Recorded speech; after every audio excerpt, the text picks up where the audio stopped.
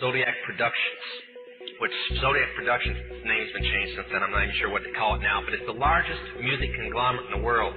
It owns RCA Records, Columbia Records, Motown Records, owns almost all the concert booking agencies in the United States. And that's not even the name of the company that owns it. The name of the company that owns it is Brenner Enterprises, and Brenner Enterprises is owned by Chase Manhattan. Chase Manhattan's owned by Standard Oil, and Standard Oil's owned by the Lords of London. You can track it all back. You kind of get the idea after a while. But I was the managing president of Zodiac Productions. It's one of my jobs as being one of these 13 people.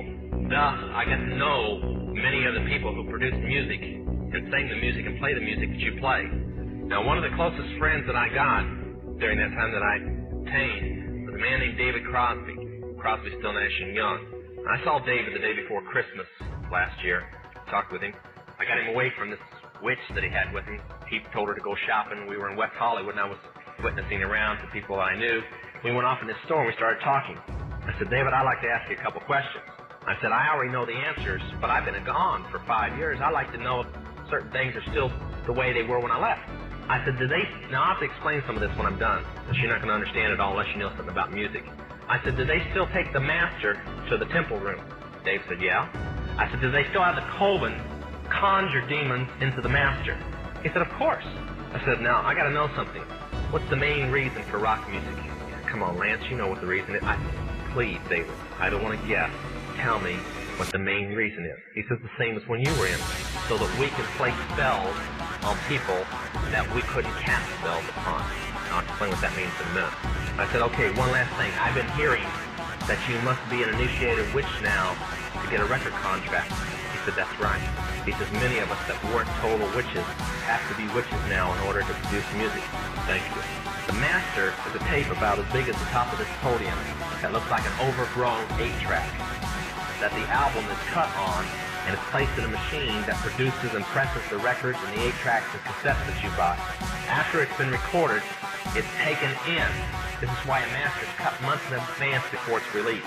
On the full moon, it's taken in to a temple room about the size of this auditorium that is in every one of the major music companies behind locked doors up in the executive office. And it's placed on an altar sitting in the north of the room and a pentagram engraved in the floor.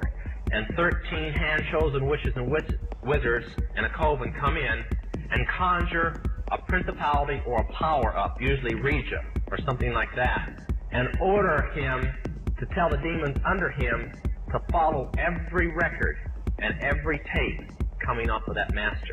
As I tell many Christian parents, you can go home and count your kids' records, probably yours too, and count how many demons at least are there. If that's too hard for you to believe, I'm sorry. That's why they do it. Now listen to me. This is why rock music's addicting. Have you ever seen kids that got rid of their music? They go around like this. They can't wait to find a rock station somewhere and they sneak off just like getting a cigarette or a fix because it's addicting. That's why they can't give it up. The rest of the conversation was this. You can't cast a spell on a Christian, but you can get a Christian to cast a spell on themselves. If you give the permission for the spell to work, being a Christian won't block it. And rock music is not just a song.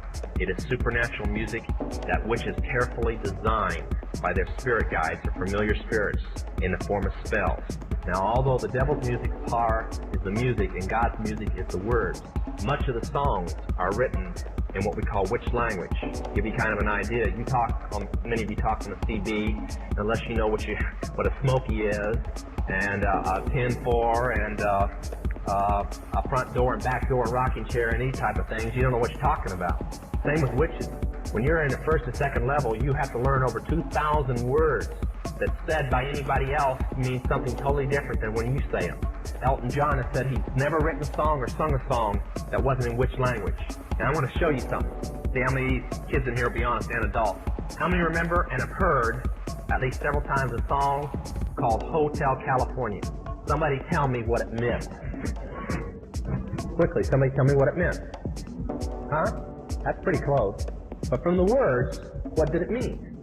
Well, that's more of a guess. See, most people can't tell you. That's why when people do drugs and they listen to songs in which language, they get some of the meaning.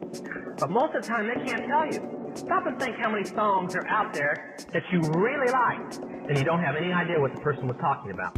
Beyond the Yellow Brick Road? How about The Destroyer by Kiss? Can anybody tell me what it's about? Kiss said in it, kids, show your parents. They're talking about Helter Skelter. Beatles sung Helter Skelter in which language? Nobody knew what it meant. Manson did because he belonged to the process. Helter Skelter is a several thousand-year-old word. Most of the music is either about Helter Skelter or a place called the Night Winds, which is what Hotel California is about, and different doctrines of witchcraft. You listen to them, your parents let you listen to them, and they have no idea. Kiss openly bragged how they were gaining control of people through their music because the people played their music. They told how they didn't form their own group. Their church, because they were ordained ministers of the Satanist church, placed them together. And that's how most of the music is done. David Crosby, when him and Crosby, Still Nash and Young produced the record Two-Way Street, they ordered the principality of Medici to order demons of rebellion to go into the record, and everybody that heard it would be rebellious against law and order and government. And it was one of the reasons for the great upheaval in the 60s was that one album, and they take open credit for it.